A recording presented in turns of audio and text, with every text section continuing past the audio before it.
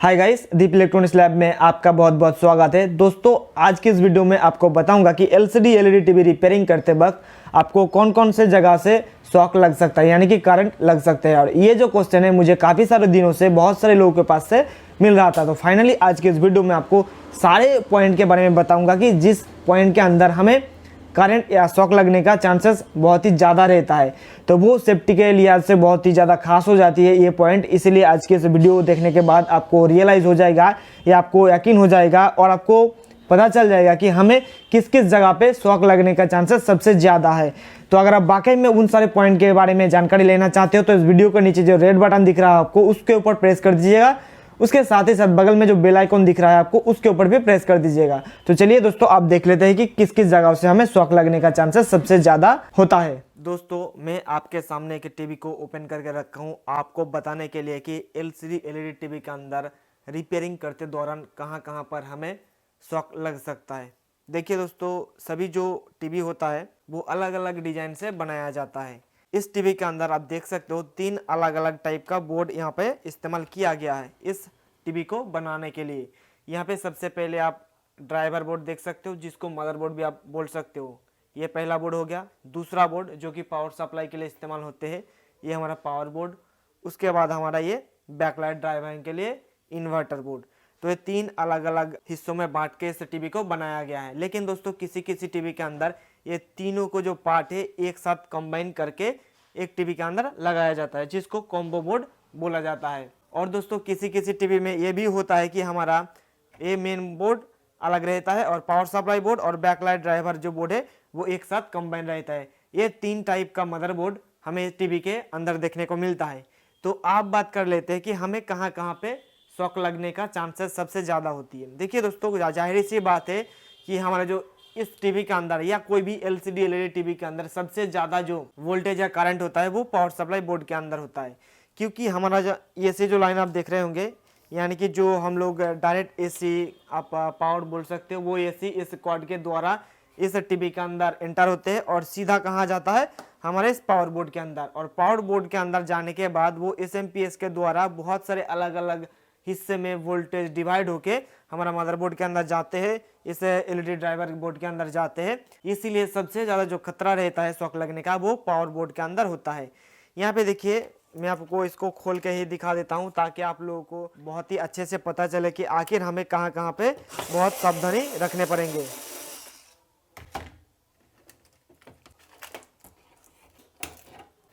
तो ये देखिए दोस्तों, हमारा पावर बोर्ड, और इस पावर बोर्ड के अंदर आपको सबसे बड़ा वाला एक एक कंपोनेंट्स आपको दिख रहा होगा, जिसको एसी सप्लाई लाइन का कैपेसिटर बोला जाता है, जिसको मेन कैपेसिटर भी बोला जाता है। तो ये कंपोनेंट्स जहाँ पे लगा होगा वहाँ पे आपको 300 से 350 वोल्टेज आपको देखने को मिलेंगे, वो भी डीसी वोल्टेज। क्योंकि ये जो हमारा मेन कैपेसिटर होता है ये फिल्टर के लिए इस्तेमाल किया जाता है। एसी को डीसी में कन्वर्ट करने के लिए हमें फिल्टर की जरूरत पड़ती है, वो फिल्टर का काम इस कैपेसिटर के द्वारा किया जाता है। तो ये हमारा प्राइमरी सेक्शन में लगा होता है। इसलिए ये जो कैपेसिटर है इसके लेग्स पर 300 से 350 वोल्टेज रहता है। इसलिए सबसे ज़्यादा आपको ध्यान में रखना पड़ेगा इस जगह को, जब आप ऑनलाइन रिपेयरिंग करें या ऑफलाइन। ऑनलाइन का मतलब इसके अंदर आप पावर देके, जो एसी सप्लाई होते हैं, सप्लाई देके आप इसको टेस्टिंग कर रहे हो, उस समय आप करें या उसके बाद करें, तो सबसे पहले आपको इस कैपेसिटर को डिस्चार्ज करना पड़ेगा। क्योंकि इसके अंदर जो वोल्टेज जो है, चार्ज जो है, स्टोर होके रह जाता है। तो कई बार एसी सप्लाई से हमारा कॉर्ड निकलने के बाद भी यहाँ पे बहुत जोर से शॉक लग जाता है, क्योंकि इसके अंदर वोल्टेज स्टोर होके रह जाते हैं, इसलिए बैटरी के तरह। लेकिन बैटरी में बहुत ही कम कीमत में उसका जो पावर होते हैं, इसलिए वोल्टेज होता है, इसलिए शॉक नहीं लगता है। लेकिन इसके अंदर लगभग 300 से 350 वोल्टेज रहता है, इसलिए हमें शॉक लगने का चांसेस सबसे ज़्यादा यहीं पे ही रहता है। उसके बाद दोस्तों, यहाँ पे देखिए मेन कैपेसिटर के बाद कुछ ट्रांजिस्टर और मॉसफेट लगा हुआ है। तो इसके अंदर भी आपको प्राइमरी सेक्शन में जितने भी कंपोनेंट्स लगे होते हैं दोस्तों, प्राइमरी सेक्शन किसको बोला जाता है कि जहाँ पे हमारा हाई वोल्टेज और हाई पावर का जो इंटीग्रेशन होता है, यानी कि जो वोल्टेज आदान प्रदान होते हैं, वहाँ पे हमें सबसे ज़्यादा खतरा रहता है। तो जब हमारा ये वोल्टेज स्टेप डाउन होके प्राइमरी सेक्शन से सेकेंडरी सेक्शन में चला जाएगा, तो उस समय उतना ज़्यादा हमें डरने की जरूरत नहीं पड़ता है। फिर भी आपको सावधानी के साथ काम करना होता है, क्योंकि कई बार ऐसा भी होता है कि आपका जो ग्राउंडिंग सही से नहीं किया रहता है, इसलिए आपको शॉक लग सकता है। इसलिए कोई भी आप इलेक्ट्रॉनिक्स या इलेक्ट्रिकल का रिपेयरिंग का काम करोगे तो आपको सबसे पहले ग्राउंडिंग कर लेना होगा, यानी कि आपका जो बॉडी है वो कोई ग्राउंड से टच करके नहीं होना चाहिए, नहीं तो दोस्तों आपको शॉक लगने का चांसेस सबसे ज़्यादा बढ़ जाता है उसी टाइम।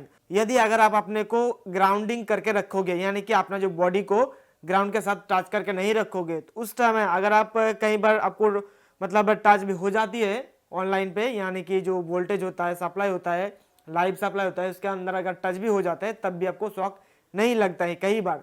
लेकिन दोस्तों अगर आप दोनों जो वायर होता है न्यूट्रल और फेस दोनों में अगर आप एक साथ टच करोगे तो आपको शॉक लगने का चांसेस सबसे ज़्यादा रहता है। तो ये दोस्तों आपको पता चल गया कि एलसीडी एलईडी टीवी के अंदर सबसे ज़्यादा खतरा इसी जगह पे रहता है शॉक लगने का। मैं दोस्तों इस वीडियो को इसलिए बना रहा हूँ क्योंकि मेरे पास काफ़ी सारे इसके ऊपर यानी कि इस टॉपिक के ऊपर कमेंट्स आया था, इसलिए। उसके बाद दोस्तों अगर हम बात करें इस हमारा जो मदरबोर्ड है, क्या इस मदरबोर्ड के अंदर भी हमें शॉक लगने का चांसेस रहता है? देखिए दोस्तों अगर हम इस मदरबोर्ड की बात करें, शॉक लगने का चांसेस तो नहीं रहता है, लेकिन दोस्तों क्या होता है कि कई बार हमारा कंपोनेंट्स खराब निकल जाता है और खराब निकालने के बाद जब हम उसको टेस्टिंग करने जाता हूँ, यहाँ पे देख सकते हो ये हमारा मदरबोर्ड, तो जब टेस्टिंग करने जाता हूँ तो एक एक कंपोनेंट्स क्या होता है कि बहुत ज़्यादा हीट हो जाता है, और जब बहुत ज़्यादा हीट हो जाता है कोई भी कंपोनेंट्स तो उसके ऊपर हम इसको ऐसे टच करके देखता हूँ। अगर हमारे पास जो टेम्परेचर मापने का कोई भी मशीन नहीं रहता है तो इस तरीके से बहुत सारे लोग टच करके देखते हैं कि हमारा कोई कंपोनेंट्स यहाँ ऐसे गर्म तो नहीं हो रहा है। तो जब इस तरीके से टच करने जाओगे, अगर बहुत ज़्यादा हीट होगा तो आपका जो चमड़ा है दोस्तों वो बर्न हो जाता है अंदर से भी और बाहर से भी, तो आपको बहुत ही ज्यादा पेन होता है। इसलिए आपको इस चीज का भी बहुत ही ध्यान में रखना होगा जब आप रिपेयरिंग करोगे। ऐसे में क्या होता है कि इसके अंदर उतना ज्यादा हाई वोल्टेज का शॉक लगने का चांसेस नहीं रहता है, क्योंकि इसके अंदर हमें 12 वोल्ट और 24 वोल्ट के अंदर ये काम करता है, इसलिए उतना ज्यादा शॉक लगने का चांसेस नहीं रहता है। लेकिन दोस्तों अगर आपके टीवी के अंदर इस प्रकार के कॉम्बो मदरबोर्ड लगा हुआ है और इस मदरबोर्ड को आप रिपेयरिंग करने जा रहे हो तो इसके ऊपर बहुत ही ज्यादा ध्यान से आपको काम करना पड़ेगा, क्योंकि दोस्तों यहाँ पे देखिए ये हमारा पावर सप्लाई सेक्शन है, यानी कि दोस्तों ये जो आप बोर्ड देख रहे होंगे पावर बोर्ड, ये बोर्ड भी हमें इस बोर्ड के अंदर लगा हुआ है। देख सकते हो ये जो सेक्शन है ये हमारा पावर के लिए काम करेगा। उसके बाद दोस्तों ये जो सेक्शन आप देख रहे होंगे यहाँ से लेकर यहाँ तक, ये सेक्शन हमारा ये जो बोर्ड देख रहे होंगे मदरबोर्ड जिसको बोला जाता है, इस सेक्शन का काम करेगा। ये हमारा ये जो हिस्सा है यहाँ से यहाँ तक।